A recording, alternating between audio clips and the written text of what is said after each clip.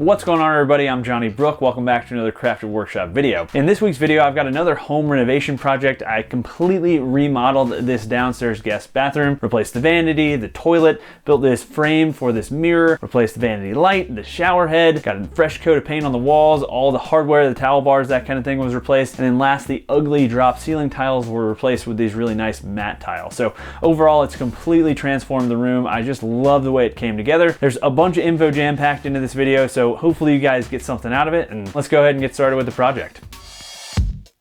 The first step with the bathroom remodel was to remove everything from the bathroom. So to remove the vanity, I first scored all the caulk seams around the edges of the vanity, then removed the 2 screws that were holding the vanity to the wall. Next, I detached the water lines from the faucet, and it's pretty helpful to turn the water off before doing this. I also unscrewed the nut that held the P-trap in place, and then I could completely remove the vanity from the bathroom. Unfortunately, the drywall paper tore a little bit because I didn't score the caulk well enough, but luckily that was an easy fix later. The toilet was next on the removal list, and it was super simple. First, I turned off the water and then held down the flush handle to drain most of the water from the tank. Next, I removed the caps over the bolts that held the toilet to the floor, and then removed the nuts and washers. With those removed, I could just lift the toilet off the wax seal and slide it back. And it would have been helpful to have a bucket to set the toilet on here, as there was still some water that leaked out. Next on the list was the vanity light, which was easy enough to remove. Make sure to pay attention to your wiring here though, as I just removed all the wire nuts without really thinking, and a few of them needed to stay put based on how this light was wired. Also, I thought I had turned off the power in this room, but evidently my panel was mislabeled, and as you can see, the breaker tripped when I removed the metal vanity frame.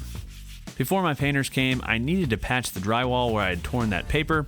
Off camera, I removed all the loose paper and then used a sanding block to remove any loose pieces of debris from the wall.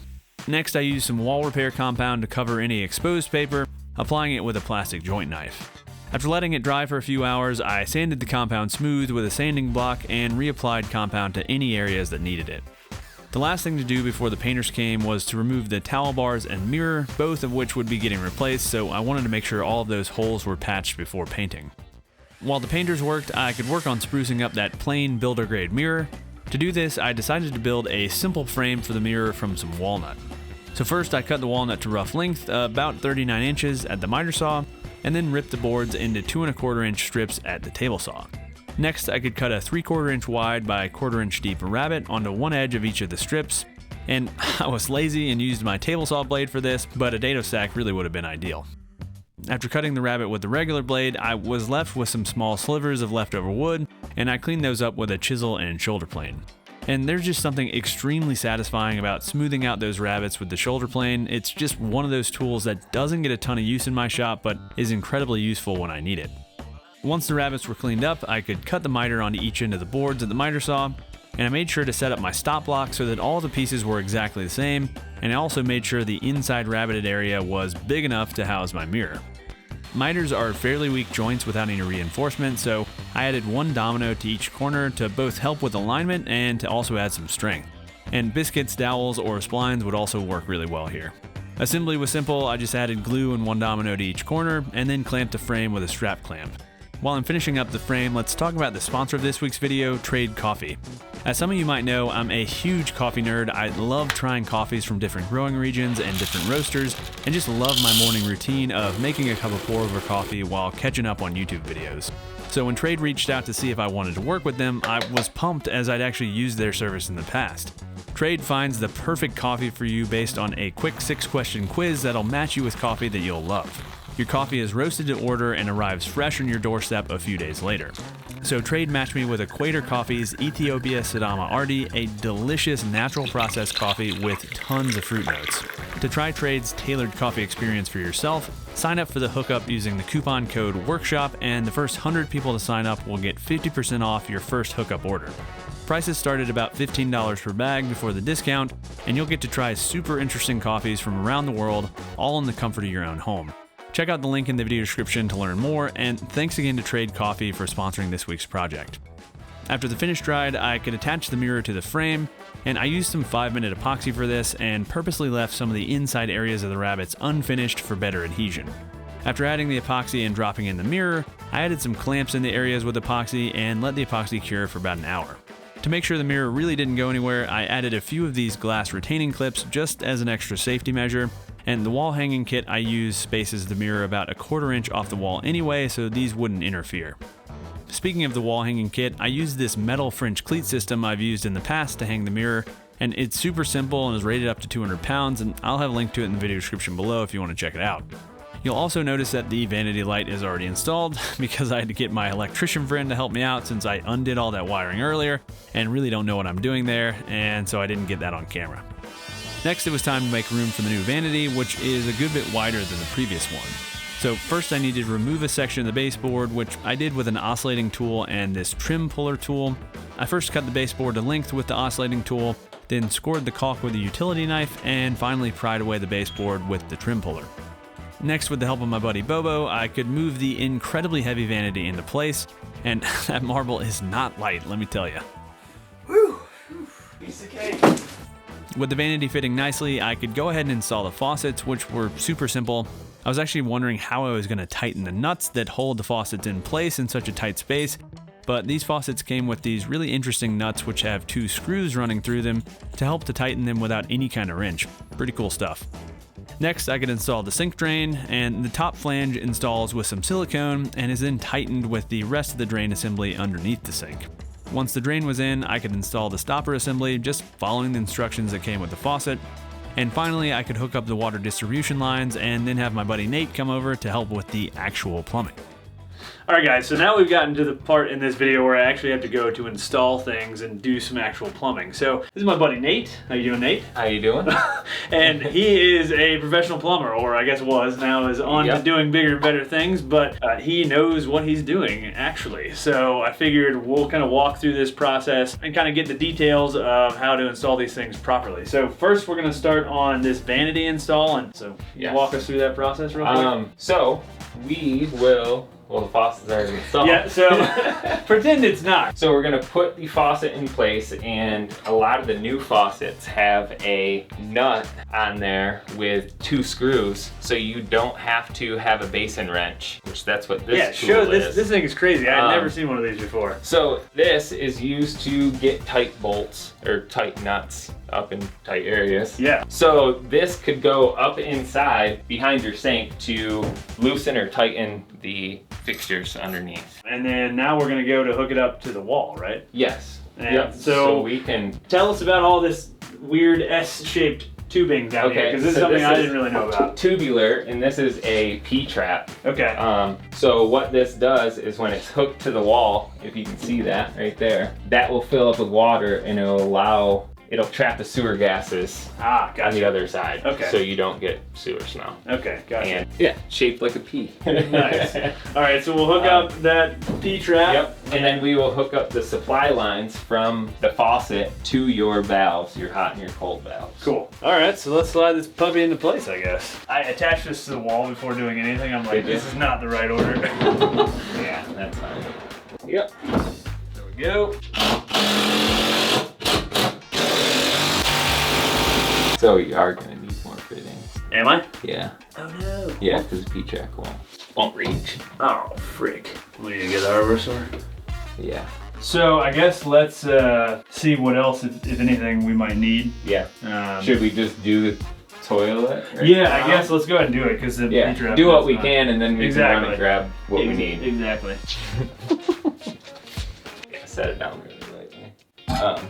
And we just need something to peel that off. So I take this bag off and I stick my hand in it, and then I fold it inside out once I pull the wax seal off, and then it's already bagged up and ready to go. Yeah. All right, cool. Oh, okay. So you just want to work it. It kind of comes up in one piece. I was imagining it was, I accidentally stepped in it, man. It was messy. Yes. So what it is 100% beeswax. Really? Is what it really is. And Jamie does, she makes chapstick, and she needed 100% beeswax, and I was like, oh babe, I got tons of it in my plumbing van. And we'll take the bolts up and throw that stuff out. So one of the most important things here is, if you read the directions, they tell you to put the wax seal on the toilet, which no plumber does that. They put it on the flange so you can center the toilet to the hole and not have any blockages or anything from the wax seal. Place that there. And you just want to push just a little bit to make it stick is all. Open up your closet bolts. So you're gonna stick your bolt in the bolt hole. I don't know what you call that. And not all closet bolts come with a nut right here, and you really don't need to. It just helps hold it so when you're trying to set the toilet down, it's not moving all over the place and you can't find the hole. That's what she said. You want to make sure that it's centered with your wax seal and try to make it so it's square off the wall. Now we just drop the toilet on? And now, yeah. So what you're gonna want to do is pretty much just straddle the toilet and kind of just waddle over. And you can kind of rest when you go to set your toilet, you can rest your forearms on your legs and find the holes. And you'll feel the wax seal, and you're gonna want to kind of move side to side and find the center of that wax seal. And just push down and square it up against the wall. And then the next step is to put the washers down over the bolts. So you don't want to over tighten these because you'll pull the bolt up through the flange. And once you do that, you have to replace the flange. These get brittle eventually, and a lot of people, they'll go on vacation for a couple weeks and that'll blow open and flood their house out until they come home, and it's not something you want. Generally speaking, it's a bad thing. It is a very bad real thing. bad. And this, especially, so this is a nut and ferro connection, and you should always use plastic on plastic and brass with copper or brass with brass, because what happens is that sharp, when you go to tighten it down, it kind of squeezes that, and it will actually it'll dimple that, and then with the pressure it'll cut it and blow open and flood your house out. And you don't want that. You don't want that, no. All right, cool. Well, let's go to the hardware store then. Yeah, let's do that. 20 minutes later. All right. So next, the supply line. Supply line. And we got a nicer one, the braided one, Yes. because you don't want water on your floor. And these don't have to be super tight either. Just good and snug. What I like to do to tighten the supply line to the fill valve is just kind of keep your hand on the fill valve while you tighten it, just so you don't spin that and break that seal loose. Oh yeah. And perfect. Now set this on here, and they feel like they're adjusted pretty good. You just want just a little bit of movement.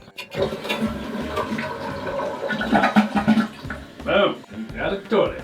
And how you put these fittings on is you'll put your nut on first and put this guy on so the taper is away from the nut. So when you go to tighten this up, it will squeeze that taper into the next pipe and make a seal. One side. Still need to tighten it, but There you go. Use your basin wrench for that. yeah. All right, let's turn some water on. Turn some knobs. Turn some knobs. Woo, baby. And make sure there's nothing leaking. Really make sure that it doesn't leak. Fill the bowl up once.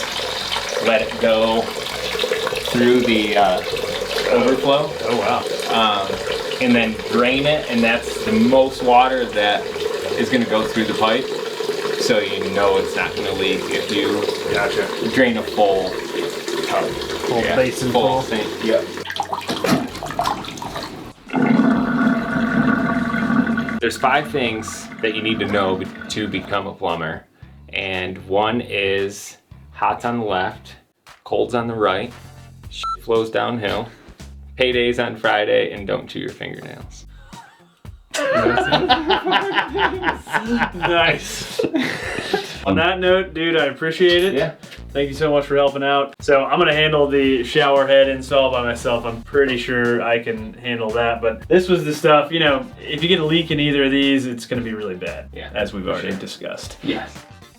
Once Nate left, I went ahead and added some caulk to the back edge of the vanity surface, and I used some painter's tape to cover up the areas where I didn't want caulk, then applied a bead, spread it evenly with my finger, and then removed the tape, leaving a pretty much perfect caulk line. And this vanity did come with a backsplash, but I really prefer the look without it, and this bathroom won't see a ton of use, so I'm not worried about the wall getting too wet. Next, I installed the shower head. First, I could remove the old shower head and pipe extension, and then install the extension nipple that came with the new shower head. And as you can probably tell, this shower head unit isn't really ideal for this type of shower configuration, so I'm probably going to end up returning this and replacing just the shower head itself, but I figured I'd show this in the video in case any of you might run into the same issue. With the ridiculously tall shower head in place, I could reinstall the curtain rod and then install the new shower curtain. Next on the list were some new towel bars and a toilet paper holder from Cascade Iron Co. And this super clean, modern bathroom hardware I think really helped to tie everything together. And I definitely recommend you check them out if you need anything like this for your bathroom. I'll have a link to the items I used in the video description below in case you want to check them out. The towel bars and hook installed with some included toggle bolts, and I installed the toilet paper holder with a few screws directly into the side of the vanity. And don't worry, I'm going to go back and paint the screws and washers black to match the hardware. The last piece of this remodel was replacing these ugly drop ceiling tiles with new replacement tiles from decorativeceilingtiles.net. I really wish I could have done this install when the bathroom was empty, but unfortunately the tiles just took a little bit longer in shipping, but the process was still really simple.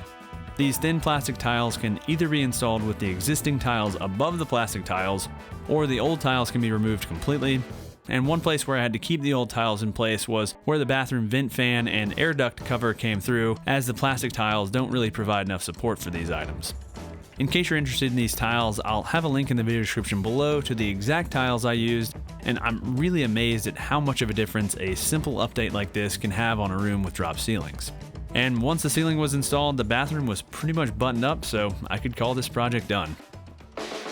All right, hopefully you guys enjoyed this one. This was a pretty big undertaking, even though I didn't like chip up the tile or remove the tub or anything like that. There was just still a lot of moving pieces, a lot of little details to think through, but I just love the way the whole thing came together. Obviously, love this vanity. I think this walnut frame on the mirror really made it look super nice. Goes really nicely with this vanity light. The paint color, the new ceiling tiles, it all just looks really, really good together. And I'm excited to finally have this downstairs area a little bit nicer looking. So hopefully you guys enjoyed this one. I will have links in the video description below to all the tools and materials and the vanity and all the other stuff I put in this bathroom in case you guys want to kind of replicate this look. Also in the video description below, I'll have links to my new shirts, these build it yourself shirts. They're available through Teespring on a bunch of different merch, obviously men's shirts, women's shirts, mugs, stickers, all that kind of stuff. Also, if it's your first time here, go ahead and get subscribed. I put out new videos like this pretty much every week, sometimes even more than once a week like last week. So go ahead and ring that notification bell so you don't miss any of my future videos. And last, I want to say a big shout out again to Trade Coffee for sponsoring this week's project. If you guys want to support me, go support my sponsors. That is a great way to help me keep doing what I do and keep putting out this free content every week. So thanks again for watching, y'all, and until next week, happy building.